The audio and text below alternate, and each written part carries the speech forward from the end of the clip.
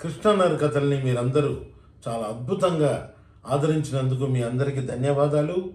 మరోసారి శ్రీ మీకోసం ఒక అద్భుతమైన కథను తీసుకొని వచ్చాడు. ఈరోజు మనం ఒక సెలబ్రిటీ గురించి మాట్లాడుకున్నాం. ఒక celebrity, how you become a celebrity అనేటువంటి దాన్ని మనం ఈరోజు కృష్ణనర్ కథల్లో భాగంగా మాట్లాడుకుందాం గైస్. తెలంగాణలో ఒక మారుమూల గ్రామమైనటువంటి కంబాలపల్లి అనేటువంటి ఒక చిన్న పల్లెటూరు. ఆ పల్లెటూరులో ఉన్నటువంటి ఒక కుర్రాడు ఆ ఊర్లో ఎక్కడన్నా చిన్న చిన్న ఫంక్షన్లు జరిగినా లేదా ఆ ఊరికి దగ్గరలో ఉన్నటువంటి మహబాద్ అనేటువంటి ఒక పట్టణానికి వచ్చి ఏదైనా గణేష్ ఉత్సవాలు కానీ, అయ్యప్ప స్వామి ఉత్సవాలు కానీ, పెళ్ళిళ్ళు కానీ ఇలాంటి ఏదైనా ఫంక్షన్ జరిగితే కాంగో కొడుతూ పాటలు పాడుతూ తన గ్రూప్తో అందరిని ఎంటర్టైన్ చేసేవాడు. సో ఓ రకంగా ఏంటంటే ఒక చిన్న మ్యూజికల్ నైట్ లాగా అందరితో కలిసి సరదాగా తిరుగుతూ అందరిలో తల్లో నాలుకలాగా బ్రహ్మాండంగా పాటలు పాడేవాడు మైక్ తీసుకొని. ఆ పాటల్లో కొన్ని తను ట్యూన్ కట్టిన పాటలు కూడా ఉండేవి. తనే వాటికి బాణీలు కట్టి వాటిని అద్భుతంగా పాడేవాడు.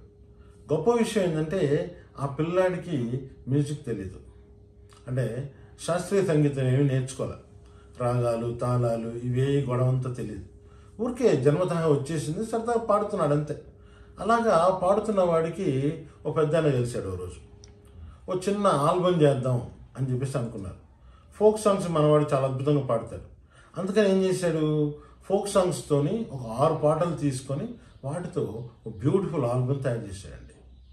ఆల్బమ్ తయారు చేసి రిలీజ్ చేశారు. లక్కీగా ఆల్బమ్ బ్రహ్మాండంగా వర్కౌట్ అయింది. ఎక్కడ చూసినా కూడా ఆల్బమ్ని ప్లే చేయడం మొదలుపెట్టారు. దాంతో మనవాడి కాన్ఫిడెన్స్ వచ్చింది. అరే మనం ఏదో ఒక బాణీ కడితే బ్రహ్మాండంగా వర్కౌట్ అవుతుంది, మనలో ఏదో ఉంది అని చెప్పి మనం సినిమా ఫీల్డ్కి వెళ్తే బాగుంటుందేమో అని చెప్పి యాజ్ యూజువల్గా హైదరాబాద్కి వచ్చాడు. హైదరాబాద్లో తనకు బాగా తెలిసిన మిత్రుడు, ఆల్రెడీ సినిమా ఫీల్డ్లో కొద్దో గొప్ప ఓ పొజిషన్లో ఉన్నటువంటి శ్రీనివాస్ అనే ఒక కుర్రాడిని కలిశాడు. కలిసి ఆ కుర్రాడికి తను చేసిన ఆల్బమ్స్ అన్నీ చూపించాడు, అవన్నీ వినిపించాడు. ఆ కుర్రాడికి ఎలాగూ ఈ పిల్లాడి సంగతి తెలుసు కాబట్టి శ్రీనివాస్ కూడాను ఆయన్ని ఆదరించి తన్ని ఎలాగైనా సరే సినిమా ఇండస్ట్రీకి పరిచయం చేద్దాం అనేటువంటి ఒక ప్రయత్నం మొదలైంది. కానీ చాలా సంవత్సరాలు చాలా స్ట్రగుల్ అయ్యారు. ఆ స్ట్రగుల్ లోపల తను ఖాళీగా ఉండకుండా బోల్డ్ అని ప్రైవేట్ ఆల్బమ్స్ని రిలీజ్ చేయడం జరిగింది. సో గణేశుని పండుగ వచ్చినా, నవరాత్రి ఉత్సవాలు వచ్చినా, అయ్యప్ప మాల ఉత్సవాలు వచ్చినా, అమ్మవారి దీవెనలైనా, ఏదైనా సరే సందర్భం ఏదైనా సరే మనవాడు చక్కగా ఒక ఆల్బమ్ తయారు చేసి మార్కెట్లో రిలీజ్ చేసేవాడు. అలాగా సర్వైవ్ అవుతున్నటువంటి సమయం. గమ్మత్తు ఏంటంటే తను కూడా కృష్ణనగర్లో ఉండేవాడు. అందుకు కదా తన కథ మనం చెప్పుకుంటున్నాం. సో ఈ నేపథ్యంలో సినిమా ప్రయత్నాలు ముమ్మరంగా చేస్తున్నాడు. గొప్ప విషయం ఏంటంటే ఈ ప్రాసెస్ లోపల తన దగ్గర దాదాపు 600 పైచిలుకు ట్యూన్లు తయారు చేసి పెట్టుకున్నాడు.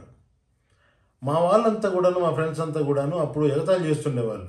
ఈ ట్యూన్లన్నీ ఏం చేసుకుంటావురా, చేసుకొని ఊరికే పెట్టుకుంటున్నావు, నువ్వు అయ్యేది ఉందా పాడుందా అని చెప్పి చాలా ఎగతాళిగా మాట్లాడేవాళ్ళు. అయినా సరే ఆ కుర్రాడు పట్టు వదలకుండా దాదాపు 600 ట్యూన్లను, అప్పట్లో క్యాసెట్లు ఉండవు, ఇప్పట్లాగా డిజిటల్ లేవు. సో ఆ క్యాసెట్లలో రికార్డ్ చేసి క్యాసెట్లు బోల్డ్ ఇంట్లో పెట్టుకునేవాడు. తను పాడటం పెట్టేయడం. పాపం తన దురదృష్టం ఏంటంటే ఒక మంచి ఇన్స్ట్రుమెంట్ ప్లేయర్స్ కానీ, ఒరిజినల్ లైవ్ ఇన్స్ట్రుమెంట్ ప్లేయర్స్ కానీ, మంచి కీబోర్డ్ ప్లేయర్ కానీ, ఒక మంచి స్టూడియో కానీ ఎప్పుడు దొరకల. ఈ ప్రైవేట్ ఆల్బమ్స్కు పెద్ద బడ్జెట్ ఉండదు కదండి. సో చిన్న సెటప్స్ లోపల చేసేవాడు. అందువల్ల తన ప్రతిభ బయటకు వచ్చేది కాదు. ఈ సందర్భంలో ఆ శ్రీను అనే కుర్రాడికి ఒక ప్రొడ్యూసర్ ఎవరో టచ్ అవటం, తద్వారా ఒక సినిమా అనుకోవటం, ఆ సినిమాకు గాను ఒక 6 పాటలు కావాలని చెప్పేసి యాజ్ యూజువల్గా తన ఫ్రెండ్ అయినటువంటి ఈ కుర్రాడిని తీసుకొచ్చి పెట్టుకున్నాడు. ఈ కుర్రాడు ఏం చేశాడు, ఇమ్మీడియట్గా 6 పాటల్లో బాణీలు కట్టేశాడు. సో ఎలాగో ప్రొడ్యూసర్ అనుకున్నాడు కాబట్టి రామానాయుడు స్టూడియోని బుక్ చేయడం జరిగింది. సో రామానాయుడు స్టూడియోలో ఉన్నటువంటి చాలా పెద్ద స్టూడియో.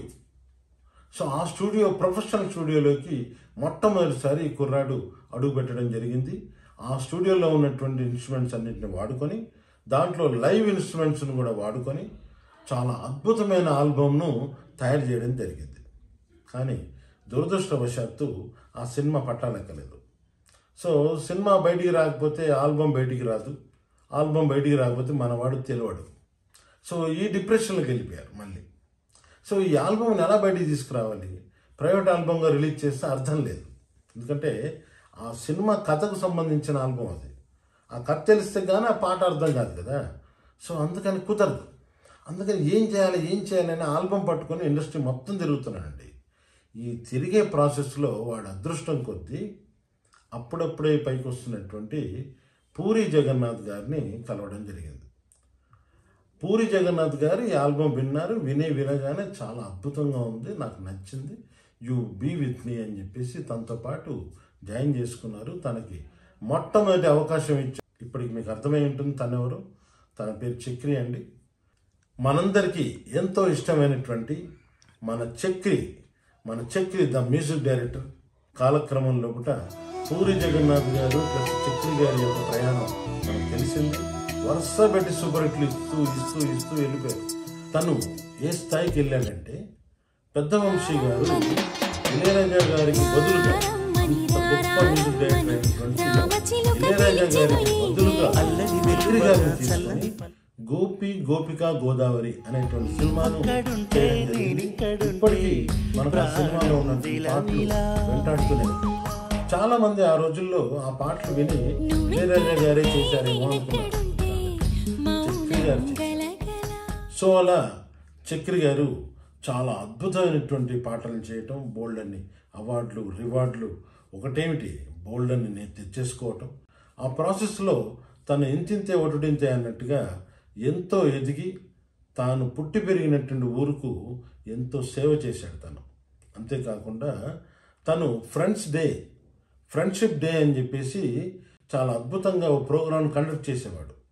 తన చిన్నప్పటి నుంచి తనతో పాటు పెరిగినటువంటి స్నేహితులు, తనతో పాటు చదువుకున్నటువంటి మిత్రులు, ఇప్పటి వరకు అంటే ఇప్పుడు ఈ స్థాయికి ఎదిగిన తర్వాత కూడా ఇక్కడి వరకు ఉన్నటువంటి ఆ ప్రయాణంలో ఎదురైన మిత్రులందరినీ పిలిచి పేరున పిలిచి ఫ్రెండ్షిప్ డే అని చెప్పి చాలా గ్రాండ్గా సెలబ్రేట్ చేసేవాడు. అంతేకాకుండా ఆ ఫ్రెండ్స్లో ఎవరికైనా ఏదైనా సమస్య ఉంటే తానే అడ్రస్ చేసి తాను ఆ ప్రాబ్లంను సాల్వ్ చేసేవాడు. ఇలాగా చక్రి ఎంతో ఉన్నత స్థాయికి ఎదిగిన చాలా గ్రౌండ్ లెవెల్ రియాలిటీలో ఉండి, సో గ్రౌండ్ లెవెల్లో ఉన్నటువంటి వాళ్ళందరికీ కూడాను తాను చేదోడు వాదోడుగా ఉంటూ అందరికీ తల్లో నాలుకలా ఉండేవాడు. ఇండస్ట్రీలో చాలామందికి తను ఇష్టడు. చాలామంది ప్రొడ్యూసర్స్ని సపోర్ట్ చేసేవాడు కష్టకాలాల్లో కూడా. సో అలాంటి చక్రి గారు అనుకోకుండా అకాల మరణం చెందటం మనందరి దురదృష్టం.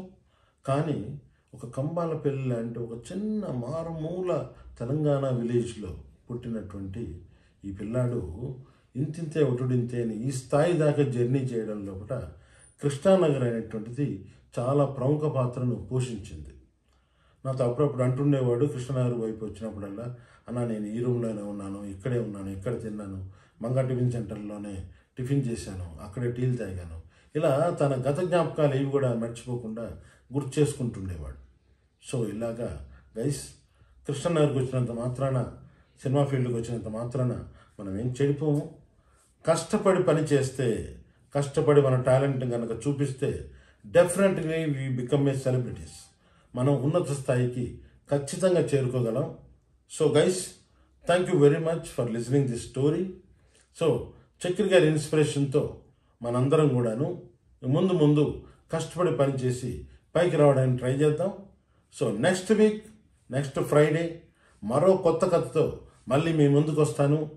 సో అప్పటి వరకు అదిరింది టీవీని, ఇలాగే మా కృష్ణానగర్ కథల్ని మీరందరూ ఆదరించాలి.